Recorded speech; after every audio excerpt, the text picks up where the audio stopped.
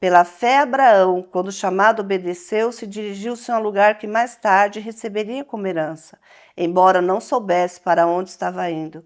Pela fé, peregrinou na terra prometida, como se tivesse terra estranha. Viveu em tendas, bem como Isaque e Jacó, cordeiros da mesma promessa, pois ele esperava a cidade que tem alicerces, cujo arquiteto e edificador é Deus. Quem espera no Senhor, ele descansa. Sabe aquela pessoa que em meio à tempestade ela dorme?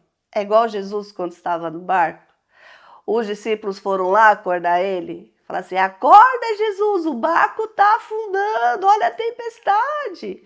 E ele, do que vocês têm medo? Gente, agora você imagina, aqueles discípulos tinham Jesus no barco. E mesmo assim, eles tiveram medo. Por quê? Porque às vezes a gente fala que acredita, mas a gente na verdade não acredita. Às vezes é gostoso falar da boca para fora, né?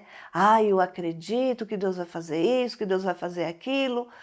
Mas o primeiro obstáculo que aparece, a gente questiona a palavra de Deus. A gente diz, eu acho que não vai acontecer não.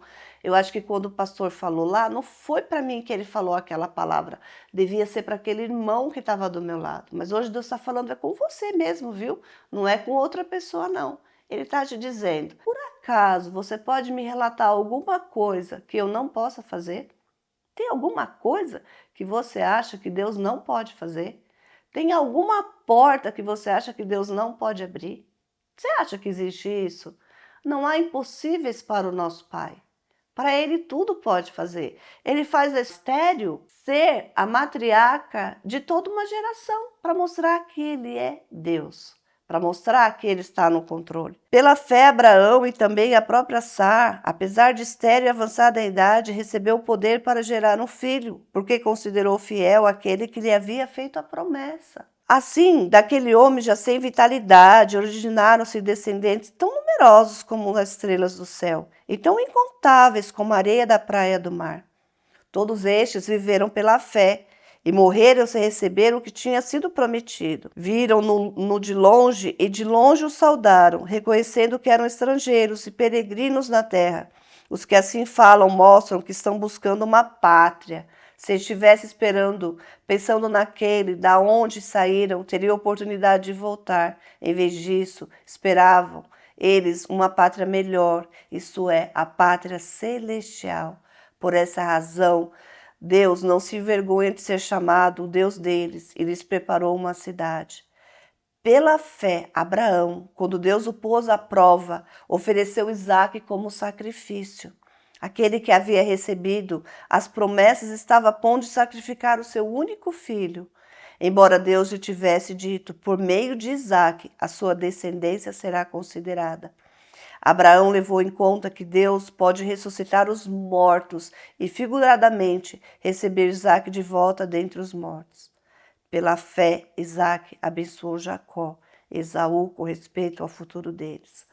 Às vezes o Senhor, ele nos testa com algumas coisas. Você pede uma bênção e ele dá essa bênção para você. Só que depois essa bênção começa a dominar você e você esquece do abençoador. Você só quer olhar para a bênção.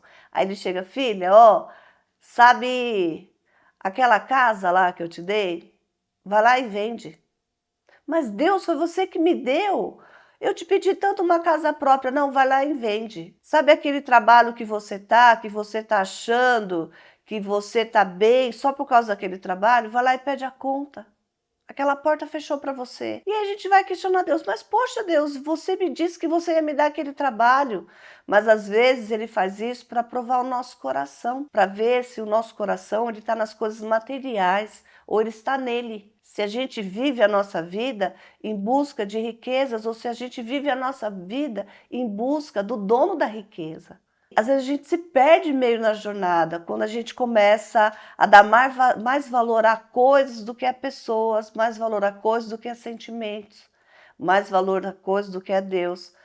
Uma coisa muito engraçada, às vezes a gente fala para o Senhor assim, ai Deus, eu queria tanto ter um carro, ai eu ia ir tanto para a igreja com esse carro, Senhor, nossa Deus, hoje eu vou para a igreja e às vezes está chovendo E é difícil ir para a igreja. Às vezes o meu vizinho, sabe, Deus, ele queria uma carona. E se eu tivesse um carro, Deus, eu ia levar meu vizinho para a igreja também, eu ia convidar ele para ir para sua casa. Aí o Senhor fala: nossa, o pedido do meu filho é tão genuíno, né? Ele quer ser abençoado e ele quer abençoar as pessoas que estão ao lado dele também.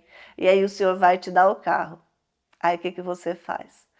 Ai, esposa, vamos para a praia no domingo tomar um sol? Mas a esposa vira e fala: mas marido, hoje não é dia da Santa Ceia. Não tem problema não, a gente tomou a Santa Ceia no mês passado. Que problema teria a gente não tomar a Santa Ceia esse mês? E aí ele vai para a praia e ele deixa de ir para a igreja. E às vezes do lado da casa dele tem uma vizinha que tá às vezes passando mal à noite, tá gerando um filho, tá para ganhar, aí bate lá na porta dele: fulano, a minha esposa tá dando à luz. Será que você podia nos ajudar? A gente não tem um carro. Será que você podia levar minha esposa para a maternidade? Ah, mas você já tentou pedir um Uber?